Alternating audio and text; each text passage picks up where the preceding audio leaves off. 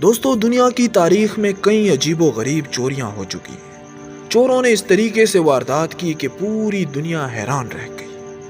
آج کی اس ویڈیو میں آپ کو دنیا کی انتہائی پر اسرار اور حیرت انگیز چوری کے بارے میں بتاؤں گا، جسے تاریخ میں نارتھ جیک رابری کے نام سے جانا جاتا ہے۔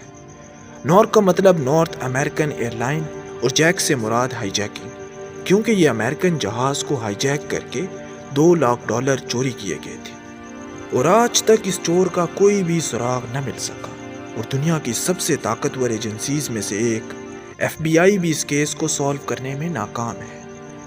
دوستو یہ ایک ایسی حیرت انگیز داستان ہے کہ اس طرز کی چوری کے بارے میں آپ نے پہلے کبھی نہیں سنا ہوگا، اس لیے ویڈیو کو آخر تک دیکھیں، اور اگر آپ مزید اس طرح کی ویڈیوز دیکھنا چاہتے ہیں تو ہمارے یوٹیوب چینل ارزین ٹی وی کو سبسکرائب کریں، بیل آئیکن کو بھی پریس کر دیں تاکہ فیوچر میں آنے والی ویڈیوز کی اپڈیٹ آپ کو سب سے پہلے مل سکے۔ دوستو یہ 24 نومبر 1971 کی بات ہے۔ امریکہ میں تھینکس گیونگ کا دن منایا جا رہا تھا۔ ایک آدمی جس کی عمر تقریباً 40 سال کے قریب ہوگی، ایک بلیک سوٹ کیس کے ساتھ امریکہ کے پورٹ لینڈ انٹرنیشنل ایئرپورٹ پر پہنچا۔ یہ سیدھا فلائٹ کاؤنٹر جا کر رکا۔ اس شخص نے اپنا نام ڈین کوپر بتایا اور امریکن شہر سیٹل کی ٹکٹ خریدی۔ یہ ٹکٹ اس نے $20 میں خریدی۔ اس آدمی کا حلیہ کچھ ایسا تھا کہ قد 5 فٹ 10 انچ کے قریب تھا۔ اس نے سفید شرٹ، کالی ٹائی اور ایک کالا رین کوٹ بھی پہنا ہوا تھا۔ کوپر نے جہاز کو بورڈ کیا اور سیٹ نمبر 18C پر جا کر بیٹھ گیا۔ اس نے پیسنجر کیبن میں سگار بھی جلایا اور ایئر ہوسٹس سے سوڈا آرڈر کروایا، اور پھر آرام سے جا کر اپنی سیٹ پر بیٹھ گیا۔ دوستو یہ سفر تقریباً 30 منٹ کا ہونا تھا۔ جہاز میں اتنے مسافر بھی موجود نہیں تھے کیونکہ یہ ایک ڈومیسٹک فلائٹ تھی۔ جہاز نے 2:50 پر ٹیک آف کیا۔ جو ہی جہاز اڑا تو اس آدمی نے جہاز کی ایئر ہوسٹس فلورنس جیفنر کو ایک نوٹ تھما دیا۔ فلورنس کو لگا اس نوٹ پر اس نے اپنا کانٹیکٹ نمبر لکھ کر دیا ہے، اس لیے نوٹ کو اس نے بغیر پڑھے اپنے بیگ میں ڈال دیا۔ کوپر نے جب دیکھا کہ اس نے نوٹ پڑھا ہی نہیں تو اس نے ایئر ہوسٹس کو روکا اور کہا کہ تمہیں اس نوٹ کو پڑھنا ضرور چاہیے کیونکہ میرے پاس ایک بم ہے۔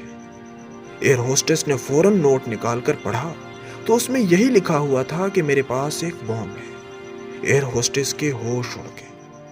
دوستو ان دنوں ایئرپورٹس پر اتنی سیکیورٹی اور چیکنگ نہیں ہوا کرتی تھی۔ اس کا فائدہ اٹھا کر یہ آدمی اپنے بیگ میں بم لے کر جہاز میں داخل ہونے میں کامیاب ہو گیا تھا۔ اس آدمی نے ایئر ہوسٹس کو اپنے ساتھ والی سیٹ پر بیٹھنے کو کہا۔ ایئر ہوسٹس نے فوراً وہی کیا اور اس کے ساتھ والی سیٹ پر بیٹھ گئی۔ کوپر نے بریف کیس کھولا۔ اس بریف کیس میں 8 لال سلنڈر موجود تھے جو تاروں کے ساتھ ایک دوسرے کے ساتھ جڑے ہوئے تھے۔ اس نے یہ بریف کیس ایئر ہوسٹس کو دکھایا۔ یہ دیکھ کر ایئر ہوسٹس کے ہوش اڑ گئے۔ اس آدمی نے بریف کیس بند کیا اور ایئر ہوسٹس سے $2 لاکھ کی ڈیمانڈ کی۔ اس نے کہا کہ اس کو $2 لاکھ کیش کی شکل میں چاہیے اور وہ بھی 5 بجے تک۔ یہ سارے $20 کے نوٹ ہونے چاہیے۔ اس کے ساتھ ساتھ اس نے 4 پیراشوٹ اور جہاز کو زمین پر اتارنے کے بعد ایک فیول ٹرک کی بھی ڈیمانڈ کی۔ اس نے ایئر ہوسٹس کو کہا کہ میں مذاق نہیں کر رہا، اگر میری ڈیمانڈز پوری نہ ہوئی تو میں اس بم کو ابھی اور یہیں چلا دوں گا۔ ایئر ہوسٹس نے فوراً یہ بات پائلٹ ولیم اسکاٹ کو بتائی اور پائلٹ نے نیچے لوکل اتھارٹیز کو خبر کی کہ ہمارا جہاز ہائی جیک ہو چکا ہے، اور اس آدمی کی ساری ڈیمانڈز بھی بتائی۔ دوستو اتھارٹیز نے کوئی بھی رسک لینے کے بجائے اس آدمی کی ساری ڈیمانڈز پوری کرنے کا فیصلہ کر لیا۔ دوستو جہاز کو سیٹل ایئرپورٹ پر اتارا گیا اور تقریباً 2 گھنٹے تک وہیں کھڑا رہا۔ سیٹل پولیس نے کوپر کو پیسے اور پیراشوٹ فراہم کیے اور کوپر نے جہاز سے تمام مسافروں کو نکلنے کی اجازت دے دی، لیکن جہاز کے کرو ممبر جہاز میں ہی موجود رہے۔ اس کے بعد اس آدمی نے جہاز کو میکسیکو سٹی کی طرف اڑانے کو کہا اور اس کی اونچائی 10,000 فیٹ سے نیچے رکھنے کو کہا۔ جہاز کے کچھ دیر اڑنے کے بعد ہی اس نے کالے سن گلاسز پہنے، پیسے اپنے پاس رکھے اور پیراشوٹ پہنا اور اس جہاز سے چھلانگ لگا دی۔ اس کے بعد یہ آدمی کبھی کسی کو نہیں ملا۔ دوستو اس حیرت انگیز واردات پر نہ صرف پورا امریکہ بلکہ پوری دنیا ہل کر رہ گئی۔ اب یہاں امریکن انٹیلیجنس ایجنسی FBI کے پاس یہ کیس چلا گیا۔ اس کیس کا نام نورجیک رکھا گیا۔ دوستو، کوپر نے چھلانگ لگاتے ہوئے اپنی ٹائی اتار دی تھی، جس پر سے اس کا ایک DNA سیمپل بھی مل گیا تھا۔ یہ ایک چھوٹی سی کامیابی ضرور تھی، لیکن ابھی بھی FBI کو بہت کام کرنا باقی تھا۔ پورے جہاز کی کئی بار تلاشی لی گئی، لیکن کچھ بھی سامنے نہ آ سکا۔ جو پیسے کوپر کو دیے گئے تھے، ان نوٹ کے سیریل نمبر بھی ہر جگہ جاری کر دیے گئے تاکہ یہ اگر پیسے خرچ کرے تو پکڑا جائے۔ لیکن دوستو، سب کچھ کرنے کے باوجود 9 سالوں تک FBI کے ہاتھوں کوئی ثبوت نہیں لگا۔ 9 سال گزر گئے، لیکن یہ آدمی دنیا کی سب سے حیرت انگیز واردات کر کے غائب ہو چکا تھا۔ 9 سال بعد 1980 میں ایک چھوٹے بچے کو ٹینا بار بیچ پر ایک پیکٹ ملا۔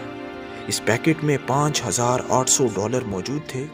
یہ وہی نوٹ تھے جو ڈین کوپر کو دیے گئے تھے۔ ان نوٹ کے سیریل نمبر بھی میچ ہو گئے تھے۔ ہو سکتا ہے جب جہاز سے چھلانگ لگائی ہو تو یہ پیسے اس سے گر گئے ہوں، لیکن یہ صرف ایک تھیوری تھی۔ کسی کو آج تک پتہ نہیں چل سکا کہ یہ پیسے یہاں کیسے پہنچے۔ دوستو، اس دوران FBI اور امریکہ کے بڑے بڑے اخبارات کو کئی خطوط بھی موصول ہوئے۔ کچھ خطوط میں کہا جاتا کہ میں ہی ڈین کوپر ہوں۔ کچھ خطوط میں یہ دعویٰ بھی کیا جاتا کہ میں ڈین کوپر کا بھائی ہوں، لیکن ان خطوط کے لکھنے والوں کا بھی کوئی سراغ نہ مل سکا۔ اس کیس میں 1000 سے زیادہ لوگوں کو پکڑا گیا، لیکن ڈین کوپر کون تھا، کچھ پتہ نہ لگ سکا۔ دوستو، آج تقریباً اس واقعے کو 50 سال ہونے والے ہیں، لیکن ڈین کوپر نامی اس شخص کے بارے میں کچھ پتہ نہیں لگایا جا سکا۔ FBI نے بھی اب اس کیس کی فائل کو بند کر دیا ہے، اور یہ کیس دنیا کی تاریخ کا سب سے حیرت انگیز انسالوڈ کیسز میں سے ایک بن چکا ہے۔ امید کرتا ہوں کہ آج کی ویڈیو آپ کو پسند آئی ہوگی۔